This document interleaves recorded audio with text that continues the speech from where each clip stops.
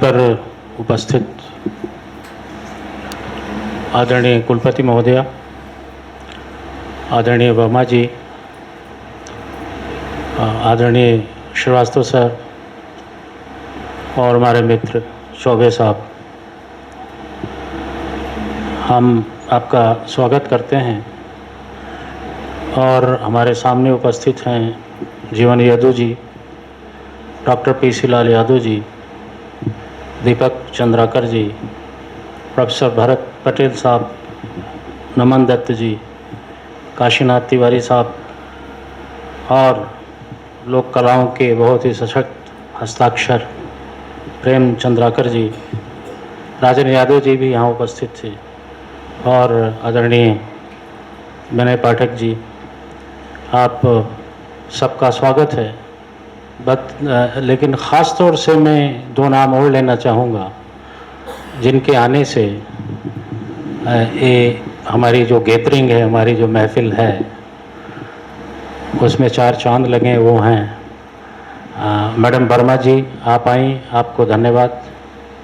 और मैडम श्रीवास्तव जी, भाभी जी, आप आई, आपको बहुत बहुत धन्यवाद। आप दोनों ने वक्त निकाला यहाँ इस यूनिवर्सिटी के लिए, उसके लिए आपको धन्यवाद।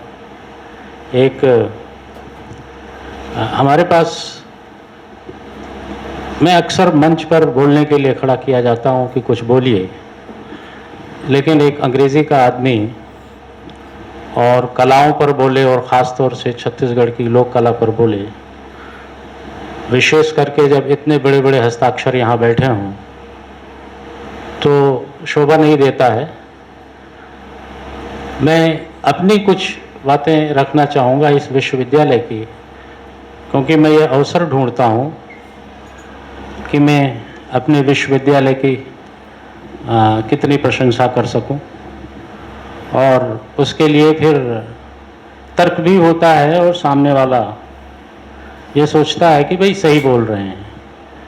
तो आज इस मौके का ख़ास तौर से मैं फ़ायदा उठाना चाहता हूं और आदरणीय कुलपति महोदया को संगीत नाटक अकादमी का जो अवार्ड मिला है उसके लिए मैं बधाई देता हूं, क्योंकि ये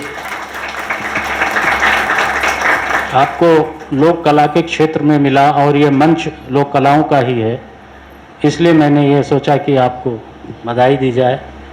इसी तरह से दिवाकर कश्यप जी बैठे हैं, आपको बिस्मिल्लाह खां युवा पुरस्कार मिला है, वो अभी थे, वो चले गए, आपको भी धन्यवाद। और इससे भी ज़्यादा खुशी की बात ये होती है क्योंकि ये तो मैडम का तो ऐसा है कि बड़ा नाम है, इनको मिलना था और थोड़ा देर हुई होगी, लेकिन सबको अच्छा लगा। लेकिन जब कम उम्र के लोगों को कोई बड़ी सफलता मिलती है तो ज़्यादा खुशी होती है। हमारे मित्र चौबे साहब को संगीत नाटक अकादमी की एडवाइजरी बोर्ड में रंगमंच के लिए मेंबर बनाया गया है। इस विश्वविद्यालय के लिए एक गौरव की बात है। आदरणीय रमाकांत सर ने बड़े वाजिब सवाल उठाए हैं जिन पर चर्चा होनी चाहिए। लोक कलाओं को लेकर के हमेशा से एक ये चिंता रही है कि वो कहीं ख़त्म तो नहीं हो जाएंगी, लेकिन जब हम लोक कलाओं की बात करते हैं तो उससे सीधा संबंध हमारी परंपराओं का होता है। परंपराएं ख़त्म नहीं होती, परिवर्तित होती हैं। लगता है कि ख़त्म हो गई, लेकिन उनके जो निशान हैं वो ख़त्म नहीं होते हैं। मैं अपनी बात ख़त्म करूं इसके पहले एक उदाहरण देना चाहूँगा। मैं बिलासपुर में कुछ दिन तक था, बिलासपुर विश्वविद्यालय में, तो वहाँ अरपा नदी है और हम गाने में भी गाते हैं अरपा पैरी की धार।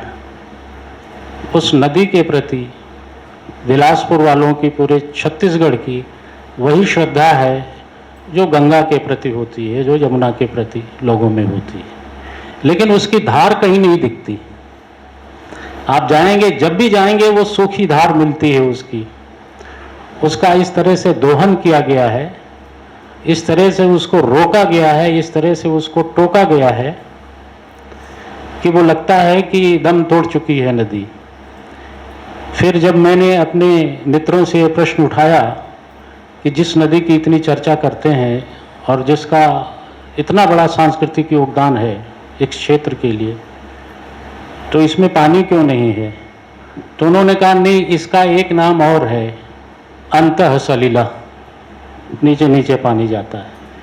तो लोग परंपराओं को लेकर के, लोक गीतों को लेकर के वो आनंद हम लेते हैं कि हम कोई दूसरा नाम दे दें और ये बोलें कि जीवित है।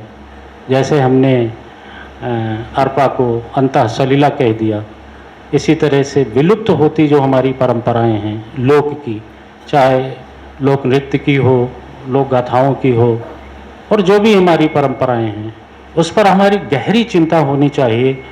उसको बचाने के लिए हमारा अच्छा प्रयास होना चाहिए। और पूरे छत्तीसगढ़ में मैं समझता हूँ इंदिरा कला संगीत विश्वविद्यालय ये काम बहुत अच्छे तरीके से कर रहा है। और जब इतने सशक्त हस्ताक्षर एक साथ इकट्ठा हों तो कुछ नई चीज़ निकल कर आएगी। तो ये एक सुखद संयोग है कि छत्तीसगढ़ शासन के जो प्रमुख देख रेख करने वाले हैं, एडवाइज़र साहब हैं, वो भी यहाँ बैठे हैं, और लोक संगीत के इतने बड़े बड़े हस्ताक्षर भी यहाँ बैठे हैं। हमारा उद्देश्य ये होना चाहिए कि इससे कुछ निकल कर आए, जो कुछ भी हम कर रहे हैं उसकी हम रिपोर्ट बनाएं और ये सरकार को भेजें कि इसके लिए हम और क्या क्या कर सकते हैं। आपने सुना, इसके लिए धन्यवाद।